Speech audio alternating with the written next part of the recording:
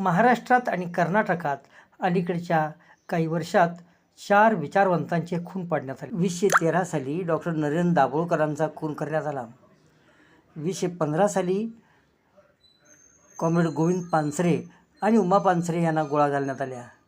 2015 सालीच प्राध्यापक कलबुर्गींचा खून झाला आणि त्यानंतर 2017 साली गौरी लंकेश यांना गोळ्या घालण्यात आल्या.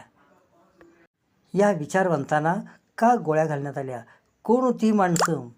त्यांचे खुनी सापडतील काय? सरकार त्यांना पकडेल काय? प्रश्नांची उत्तरं शोधा. त्यासाठी या पुस्तिका प्रसिद्ध करत आहोत. महाराष्ट्र अंधश्रद्धा निर्मूलन समिती आयोजित विवेक दीप ग्रंथमालेअंतर्गत अनिस वार्तापत्र सहसंपादक अनिल चव्हाण लिखित 4 शहीदांच्या चरित्र पुस्तकांचा संच. कोण होते डॉक्टर नरेंद्र दाभोलकर? कोण होते कॉम्रेड गोविंद पानसरे? कोण होते प्राध्यापक MM कलबुर्गी? आणि कोण होत्या गौरी लंकेश? आपण ही पुस्तके नक्की वाचा आणि मित्रमंडळींना सप्रेम भेट द्या.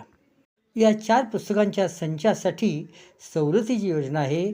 4 पुस्तकांचा संच फक्त ₹100 मध्ये घरपोच आणि 10 पेक्षा अधिक संचांची मागणी केल्यास विशेष सवलत.